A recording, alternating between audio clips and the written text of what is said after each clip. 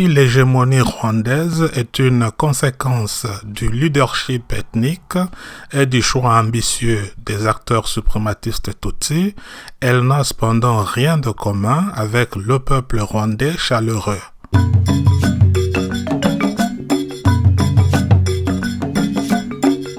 Pour découvrir la vérité et repérer les tueurs hégémoniques des pays des Grands Lacs, regardez les États dont le but est de nouer des liens de subordination avec d'autres États de la région. J'en profite pour expliquer que l'idéologie suprématiste est à l'origine de la disparition massive d'éminents professeurs des universités congolaises.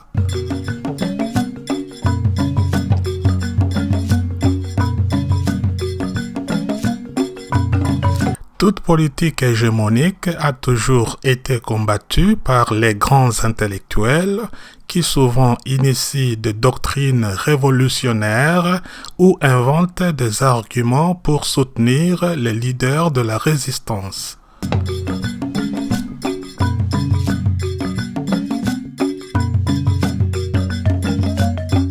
Alors devinez pourquoi nos professeurs d'université meurent en masse. Ce sont les sauveurs potentiels du peuple congolais qu'il faut éliminer rapidement. Pourquoi? Eh bien, tout simplement parce que c'est bon pour la survie de l'Empire Ima. Il faut dire qu'à travers leurs idées et leurs connaissances, tous les vrais universitaires ont un rôle à jouer contre les plans étrangers de domination.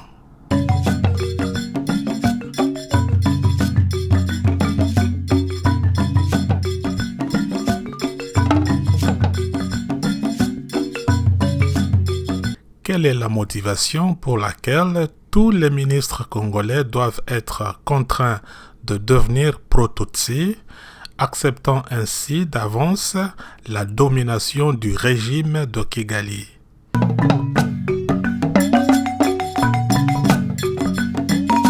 Il y a deux raisons à cela. D'abord, il s'agit de ne pas bouleverser les règles prédéfinies de l'occupation qui consiste à faire un double jeu dans les deux pays.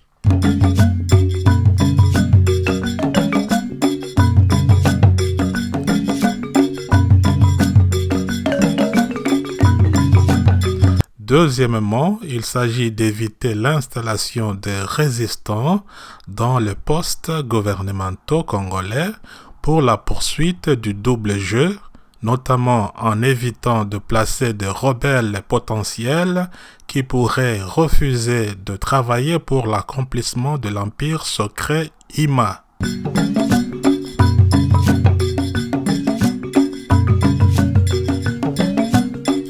Nous savons ce que font les dirigeants congolais.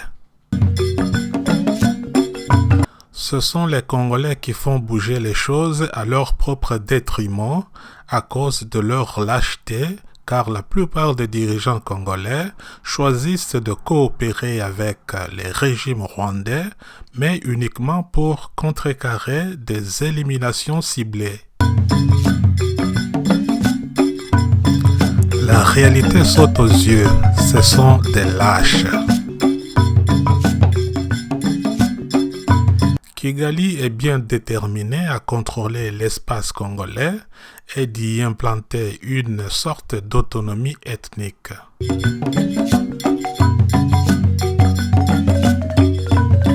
Par conséquent, pour faire face à sa vulnérabilité sécuritaire et surtout aux attaques filtrées des milices commandées par le Rwanda et l'Ouganda,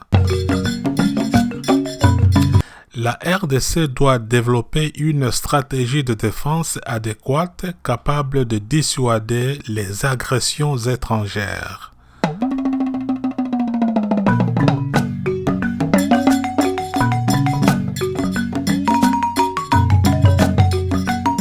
La RDC doit donc développer 3 stratégies.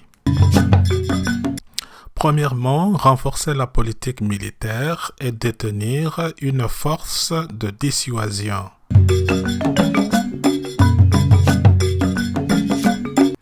deuxièmement, fortifier la diplomatie pragmatique de la carotte et du bâton pour séduire les petits pays récalcitrants.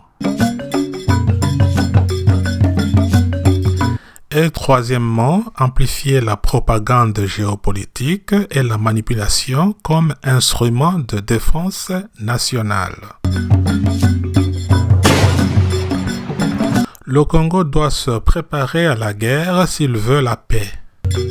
Même si tous les dirigeants de la région aspirent à l'entente, à la paix et à la sécurité pour leurs voisins respectifs, ce qui est d'ailleurs peu probable, rien ne garantit qu'une guerre intense entre le Congo et le Rwanda sera évitable pendant longtemps.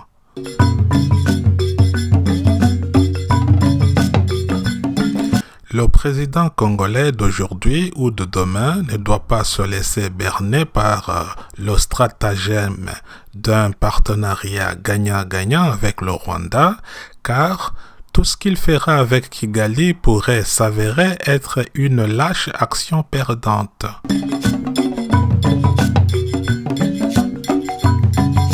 Ainsi, il doit à sa discrétion décider d'être extrêmement prudent dans chaque action ou accord avec le Rwanda et surtout tout faire pour ajouter une sorte d'esprit d'indépendance, mais surtout pas d'interdépendance dans des échanges dorénavant conçus comme déséquilibrés.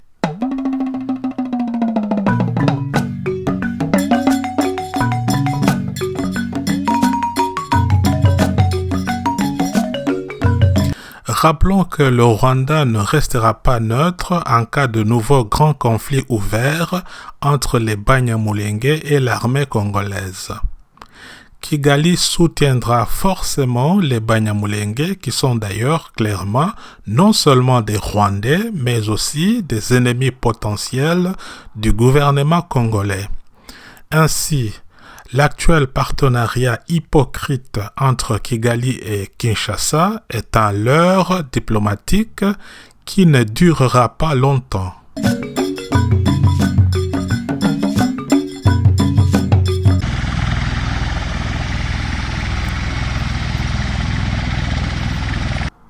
Les invasions répétitives rwando-ougandaises dont la RDC continue d'être victime ne peuvent que nous rappeler la tradition idéologique suprématiste des peuples Tutsis.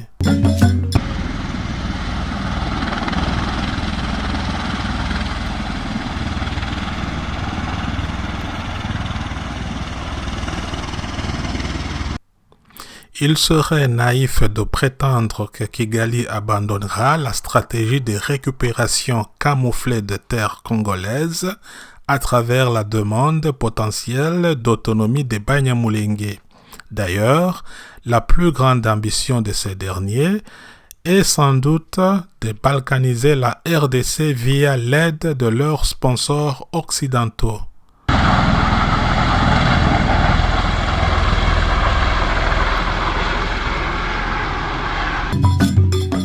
La stratégie géopolitique du Rwanda est déjà connue.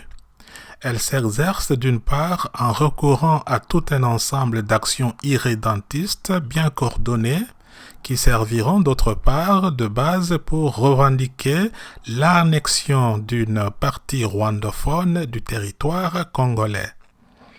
C'est vraiment triste pour la RDC.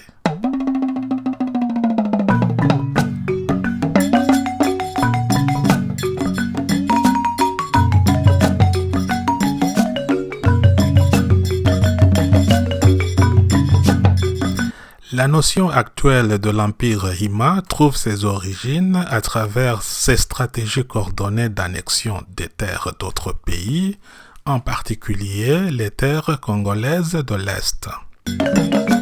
Razel, l'un des pères de la géopolitique classique, avait déclaré que lorsque des États naissent, ils grandissent et meurent également dans leur lutte pour l'espace.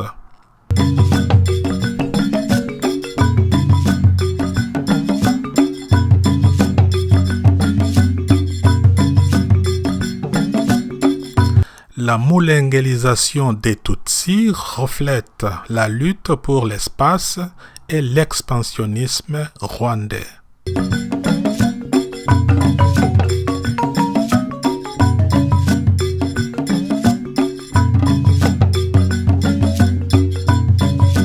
Les Rwandais n'apportent rien de nouveau en essayant d'étendre les limites de ses frontières à l'est du Congo, car en géopolitique classique, toute frontière n'est qu'une ligne temporaire.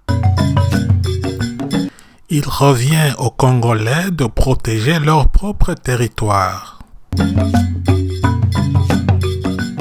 Comme l'être humain, tout territoire a des caractéristiques organiques de survie. Il peut donc normalement s'étendre pour assurer la survie de ses populations.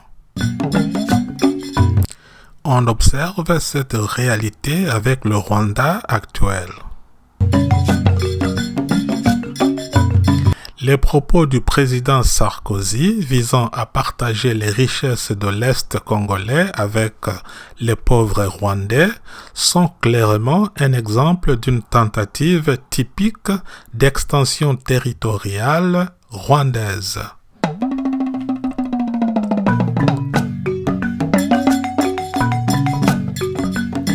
Selon l'ancien président français, le partage des richesses avec ses voisins est la seule condition de la paix en RDC. Il s'agit tout simplement d'un agenda pour étendre les pays voisins tels que l'Ouganda, le Burundi et surtout le Rwanda à la RDC. La cause de cette volonté d'expansion est que ces pays sont si pauvres qu'ils ne peuvent se développer qu'en prenant plus d'espace ou plus de terres en RDC pour leur développement économique.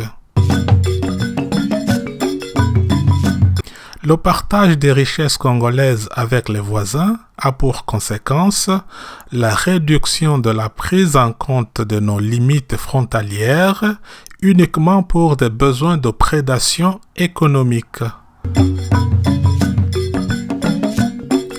À y regarder de plus près, c'est la théorie des expansions idéalisées en RDC qui est à la base de la notion de partage forcé de ressources naturelles congolaises. Selon cette théorie, les petits pays des Grands Lacs devraient également jouir de leurs droits naturels à une région riche du Congo. Remarquez qu'il s'agit ici d'une version camouflée de la géopolitique du territoire organique qui, si vous ne le savez pas, sonne comme une fausse théorie de l'usurpation illégale.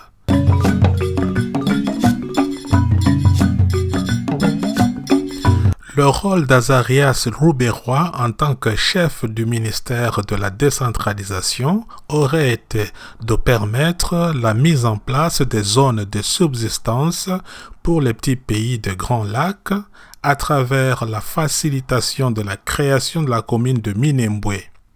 Si l'étape a échoué, mais l'ambition persiste.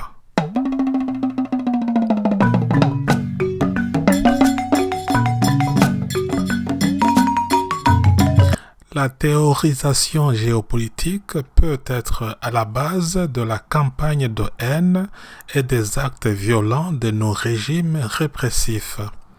Dans ces conditions, il est difficile pour les pays de la région de parvenir à la paix et à la justice.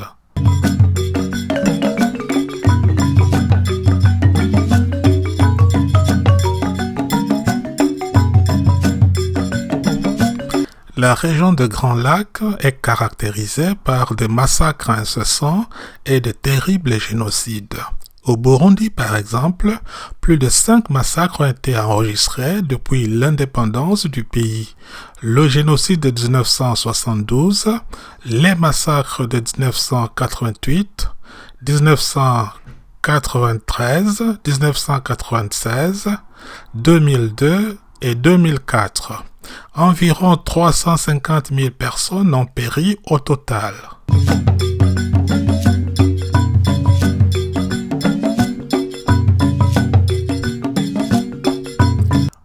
Ouganda, il y a eu les massacres de 1959 à 1961 et le fameux génocide de 1996 qui ont fait ensemble environ 1 200 000 victimes pour ne considérer que les deux périodes.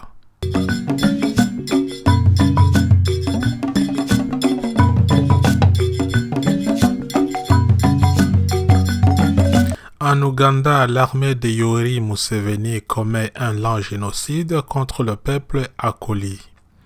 Depuis 1986 jusqu'en 2005, on estimait que plus de 1000 Akoli mouraient par semaine.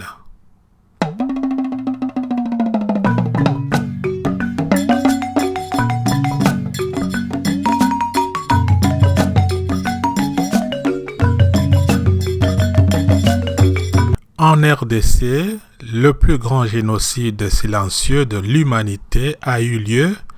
Plus de 15 millions de personnes ont perdu la vie.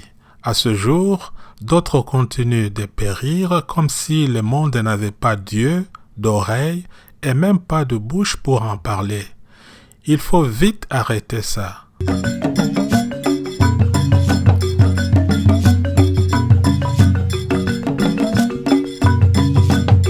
À maintes reprises, les armées de la région ont commis des génocides contre les peuples qu'elles n'ont jamais connus, tout simplement au nom d'une géopolitique nationaliste totalitaire et ethnocentrique.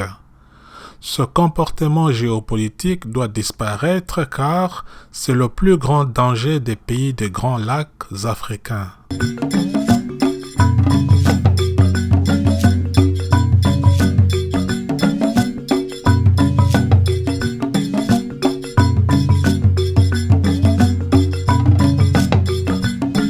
La géopolitique ethno-nationaliste peut engendrer des formes biologiques de suprématisme qui semblent être l'instrument récurrent des expansions coloniales et économiques, tout en restant une caractéristique des véritables génocides haineux dans la région.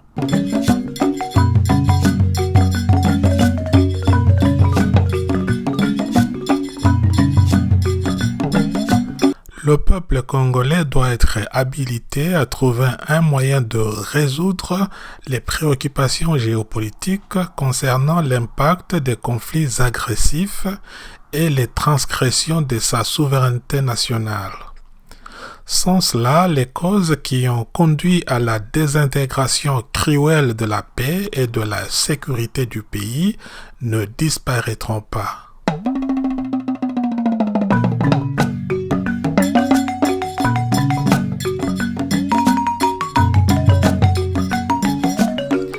L'approche géopolitique actuelle du Rwanda, qui augmente les guerres et les inégalités au Congo, est sûrement la plus grande erreur de calcul faite par Kigali. Il était ironique ou surprenant que certains Tutsis bien connus se soient mis à défendre la thèse d'un complot congolais contre la communauté Tutsi, alors que ce sont eux qui sont assis sur un plan de prédation, de balkanisation et de domination du Congo.